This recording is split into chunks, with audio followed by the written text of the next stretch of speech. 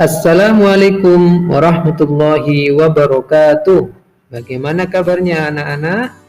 Semoga kalian semua dalam keadaan sehat walafiat. Amin.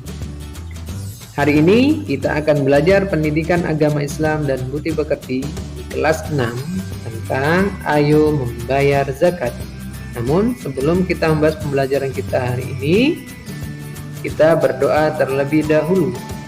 Bismillahirrahmanirrahim. Raditu billahi rabba wa bil islami dina wa bi Muhammadin nabiyyan wa rasula. Rabbi zidni ilma warzuqni fahma. Rabbi israh li sadri wa yassir li amri wahlul 'uqdatam min lisani yafqahu qawli. Amin ya rabbal alamin. Anak-anakku yang solih dan solihah, masih ingat dengan rukun Islam? Ada berapakah jumlah rukun Islam?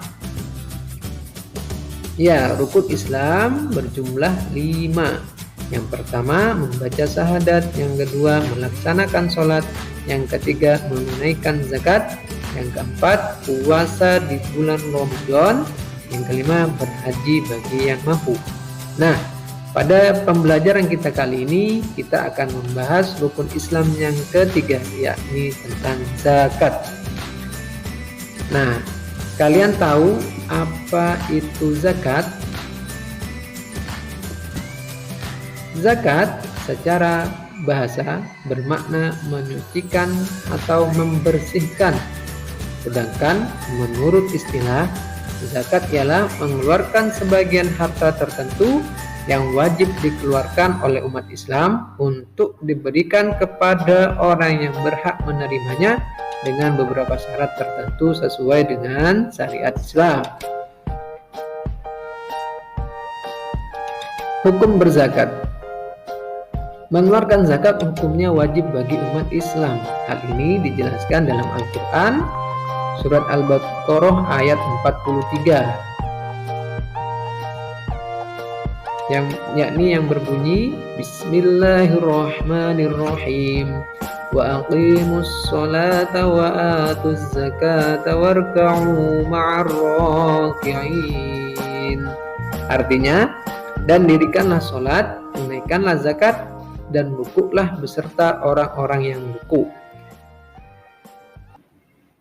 Zakat selain perintah dari Allah merupakan rukun Islam yang ketiga yang harus kita tunaikan. Maka sebab itu wajib hukumnya bagi umat Islam mengeluarkan zakat. Karena hal itu adalah perintah dan juga rukun dari rukun Islam itu sendiri. Nah, tahukah kalian macam-macam zakat? Ya, macam-macam zakat itu dibagi menjadi 2. Yang pertama zakat fitrah, yang kedua zakat mal. Zakat fitrah.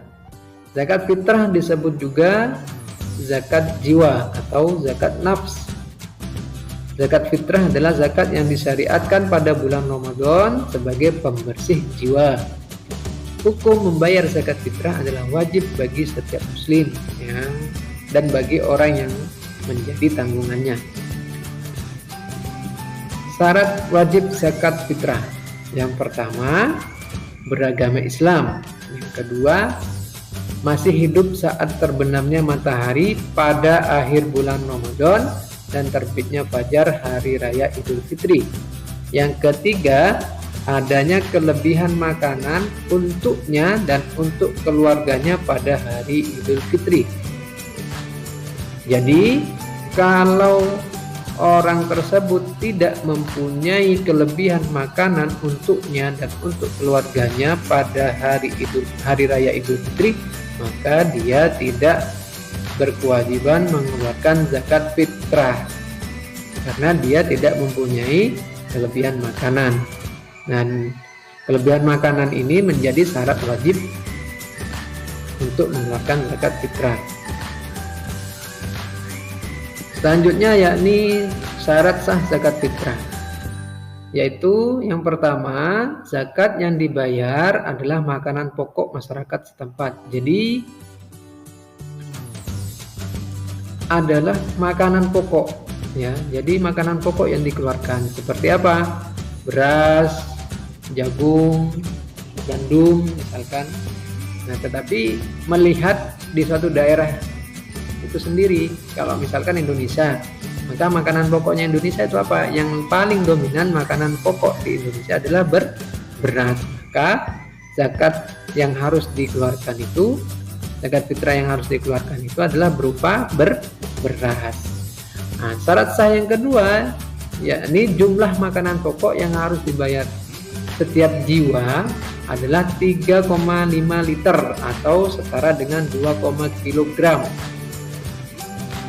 Nah, jadi beras ya, beras atau makanan pokok, beras yang dikeluarkan untuk membayar zakat fitrah itu kisaran 2,5 kilogram beras.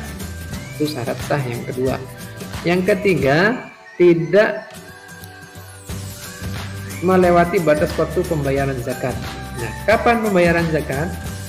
Pembayaran zakat itu pada awal bulan Ramadan sampai akhir bulan Ramadan, zakat fitrah ya. Jadi waktu pembayaran zakat fitrah itu dari awal bulan Ramadan sampai akhir bulan Ramadan, tepatnya sebelum melaksanakan salat Idul Fitri. Jika dikeluarkan setelah salat Idul Fitri, maka tidak termasuk zakat fitrah, kan tetapi termasuk sedekah biasa. Nah, makanya di syarat sahnya yang terakhir itu, yang nomor 3 itu tidak boleh melewati batas waktu pembayaran zakat. Nah, jadi kalau dibayarkan melewati dari batas waktu tersebut, maka tidak sah zakatnya, dan apa yang dikeluarkan itu bukan dihitung lagi sebagai zakat, akan tetapi dihitung sebagai sedekah biasa. Nah, itulah penjelasan tentang zakat fitrah. Yang kedua yakni macam zakat mal. Tadi sudah disinggung ya, bahwa zakat itu dibagi menjadi dua. Yang pertama zakat fitrah, yang kedua zakat mal.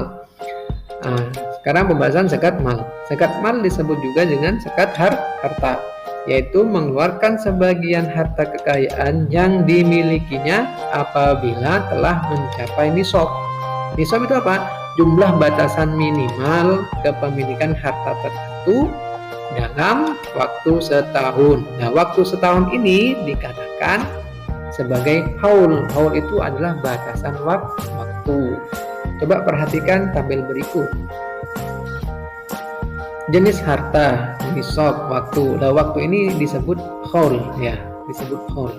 Kadar zakatnya yang wajib dikeluarkan berapa ya? Ya, keterangan. Nah, perhatikan.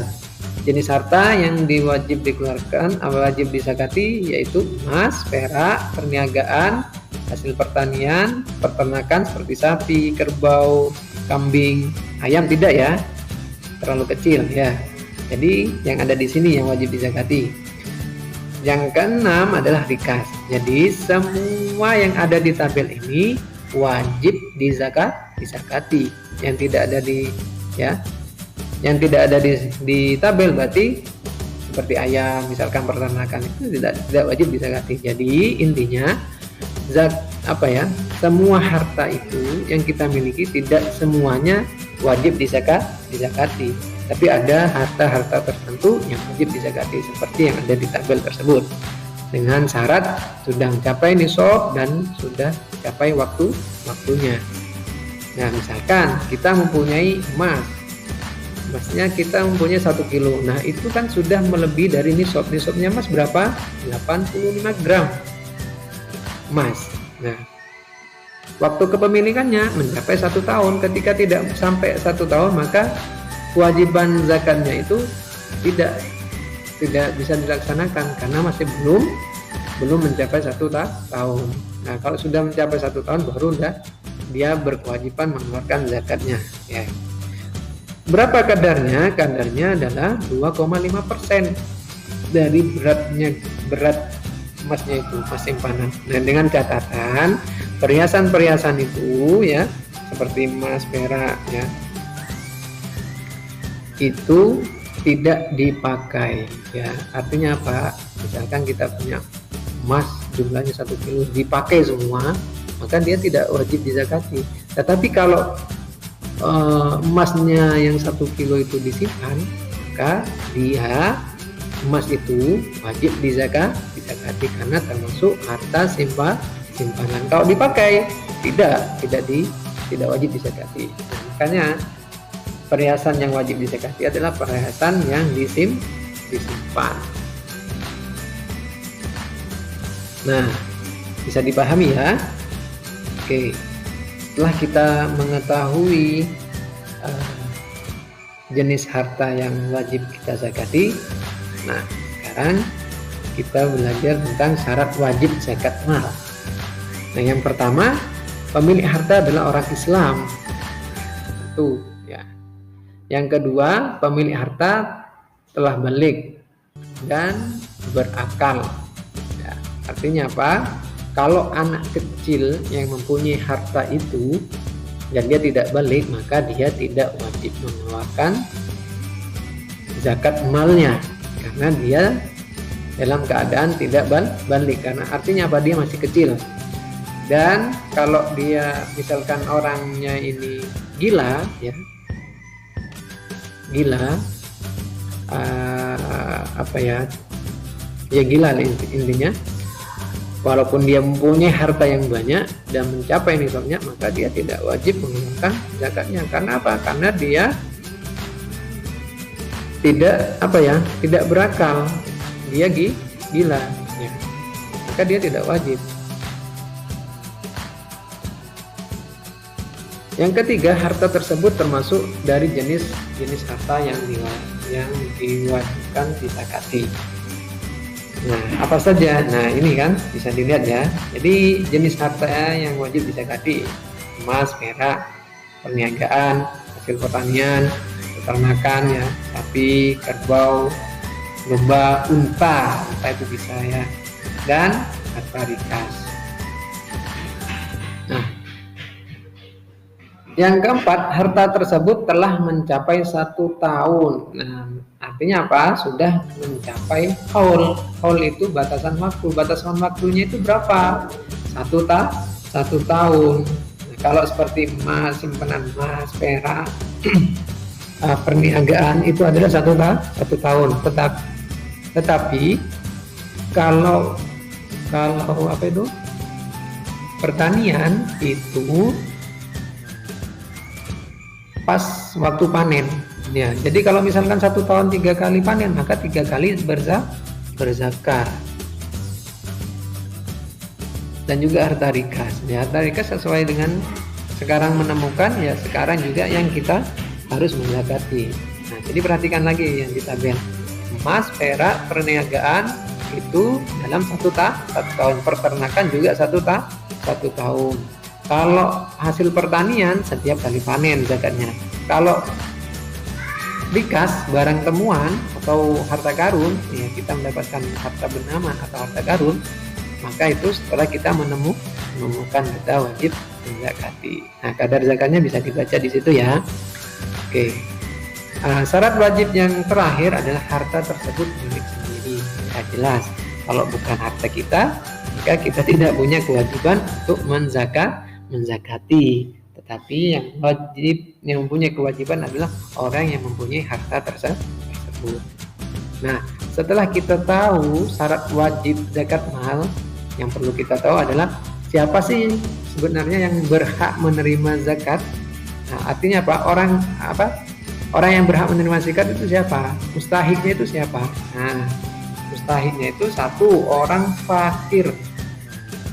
Siapa orang fakir? Orang fakir itu adalah orang yang tidak mempunyai penghasilan tetap dan tidak mampu memenuhi kebutuhan sehari-hari keluarganya.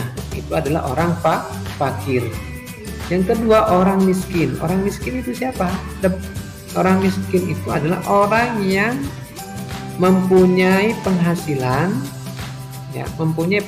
tetap akan tetapi tidak cukup untuk memenuhi kebutuhan sehari-hari keluarganya. Ya, itu yang miskin.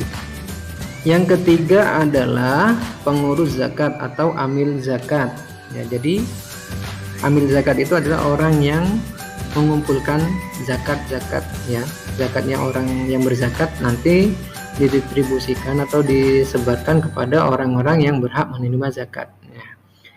Yang keempat, mu'allaf. Mu'allaf itu adalah orang yang baru masuk Islam. Yang kelima, orang yang berhutang atau ghorim. Jadi orang yang banyak hutangnya boleh dikasih zakat ya, biar agar dia bisa membayar hutangnya. Yang keenam, orang yang berjuang pada jalan Allah, fisabilillah. Siapa fisabilillah? Kalau zamannya Rasulullah, fisabilillah itu adalah orang yang perang melawan kafir Quraisy, melawan kafir Quraisy ya. Tapi kalau zaman sekarang, siapa fisabilillah? Fisabilillah itu adalah orang-orang yang menyebarkan atau menyiarkan agama Islam. Seperti apa? Pendakwah bisa termasuk ya, para guru-guru ngaji misalkan bisa termasuk, dan lain sebagainya. Pokoknya orang yang menyebarkan agama Islam itu adalah fisabilillah. Yang ketujuh adalah hamba sahaya atau budak ya. Sekarang tidak ada perbudakan ya. Kalau dulu itu ada. Nah, budak yang dijanjikan oleh tuannya untuk merdeka, tetapi dia harus membayar.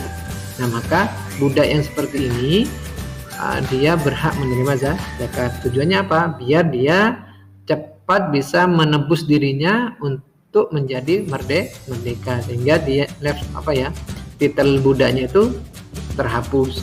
Nah, jadi agar dia cepat merdeka, maka dia diberikan zakat untuk membayar tebusan kepada sang tuan. Yang kedelapan adalah ibnu sabil atau musafir. Ibnu sabil itu adalah musafir. Kalau tidak ngerti musafir itu adalah orang yang sedang dalam perjalanan. Dalam tanda kutip, perjalanan apa? Perjalanan yang diridhoi oleh Allah. Kalau sekarang itu musafir sekarang itu siapa? Kalau mencari musafir yang gimana ya? Seperti zaman-zaman dahulu itu sungguh sangat sulit kalau sekarang. Nah, tetapi kalau sekarang mencari musafir itu adalah orang yang mencari ilmu, menuntut ilmu. Itu adalah orang yang musafir. Seperti kita misalkan menuntut ilmu ke luar negeri atau menuntut ilmu di pondok misalkan. Orang-orang itulah bisa dikatakan sebagai ibnu sabil, musafir. Karena perjalanannya itu menuju ridhonya Allah, apa? Mencari ilmu. Maka dia juga termasuk, insyaallah ditermasukkan kepada ibnu sabil. Maka dia juga bisa menerima zakat. Nah, kedelapan golongan ini dijelaskan oleh Allah di dalam surat At-Taubah ayat 60. Nah, baik anak-anakku yang soleh dan solehah, setelah kita mempelajari tentang zakat, yang pertama tentang zakat fitrah dan zakat mal, maka setelah kita mempelajari hal itu semua, apa sih sebenarnya hikmah dari berzakat? Nah, hikmah yang pertama yaitu membersihkan harta dan jiwa. Nah, membersihkan harta dan jiwa ini sesuai dengan definisi yang di awal ya. Sesuai definisi secara bahasa, yaitu menyucikan dan membersihkan ya. Jadi hikmah yang pertama membersihkan harta dan jiwa pembayar zakat dari sifat kikir, tamak atau rakus. Yang kedua, membantu orang yang kesusahan atau kesulitan dari segi ekonomi. Yang ketiga, mendorong manusia untuk berjiwa sosial dan peduli kepada sesama. Hikmah yang keempat, mendorong manusia untuk bersikap jujur dan bertanggung jawab atas harta yang dimilikinya. Karena setiap harta yang kita miliki itu pasti ada tanggung-jawabannya. Buat apa harta tersebut? Ya, itu ada pertanggungjawabannya kelak. Maka dari itu Ketika harta kita sudah mencapai kepada suatu nisabnya, maka harta tersebut wajib kita zakati. Yang kelima, mengingatkan manusia bahwa harta dan kekayaan hanyalah titipan dari Allah Subhanahu wa Ta'ala. Nah, harta yang kita miliki itu ada sebagian harta orang lain, ya. Maka dari itu, ketika harta sudah mencapai nisab, sudah mencapai haulnya, maka harta itu wajib kita zakati, karena di sebagian harta kita itu adalah harta atau bagian orang lain, dan juga harta itu adalah titipan dari Allah. Zakat merupakan perintah dari Allah, harta merupakan titipan Allah, maka harta itu harus kita jaga dan dikeluarkanlah hak-haknya orang lain. Nah, mungkin itu penjelasan tentang materi hari ini, yaitu ayo berzakat. Nah, jadi Bapak berharap mudah-mudahan kalian semua bisa memahami tentang makna dan hukum zakat. Yang kedua, macam-macam zakat. Yang ketiga, orang yang berhak menerima zakat. Yang keempat adalah hikmah berzakat. Mudah-mudahan apa yang kita pelajari hari ini bisa kita pahami dan menjadi ilmu yang barokah dan manfaat. Mungkin sekian dari Bapak. Terima kasih atas perhatiannya. Semoga pembelajaran hari ini menjadi pembelajaran yang bermakna dan barokah, dan apa yang kita pelajari menjadi ilmu yang manfaat dan barokah bagi kita semua. Amin. Namun sebelum kita tutup pertemuan kita kali ini, kita berdoa terlebih dahulu. Bismillahirrahmanirrahim. Subhanakallahumma wa bihamdik, asyhadu an la ilaha illa anta, astaghfiruka wa atubu ilaika, walhamdulillahi rabbil alamin. Sekian dari Bapak. Apabila ada kesalahan dan kekurangan, Bapak mohon maaf. Wabillahi taufiq wal hidayah. Wassalamualaikum warahmatullahi wabarakatuh.